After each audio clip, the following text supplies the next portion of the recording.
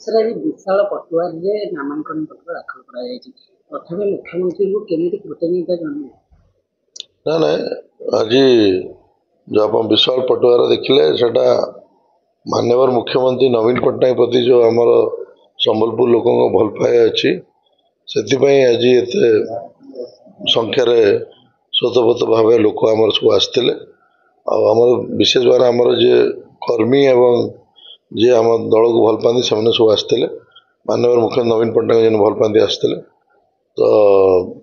आज जहाँ जना पड़ी आज कार्यक्रम भी लोक आसपा चाहते आम संभाली पारूनी कहीं डिसिप्लिन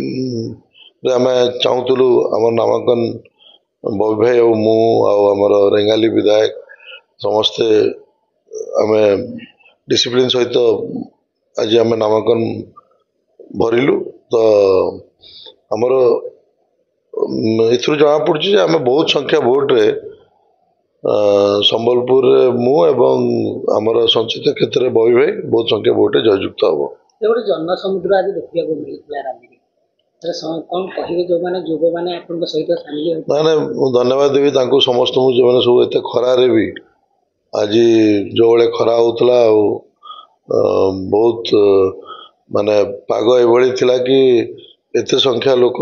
एत समय धरी चलवाटा विशेष भाव धन्यवाद कृतज्ञता ज्ञापन करी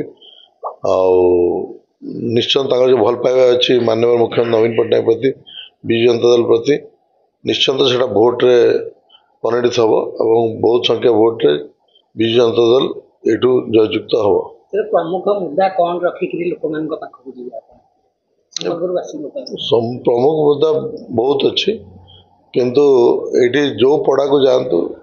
नाली गली रास्ता पीवा पानी स्ट्रीट लाइट शौचालय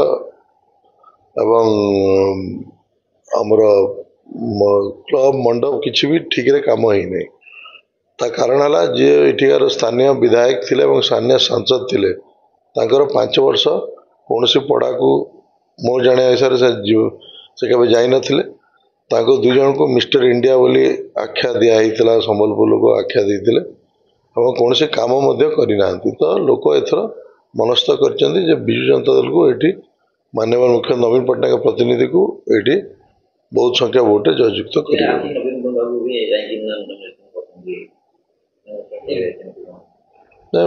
माननीय मुख्यमंत्री नवीन पट्टनायक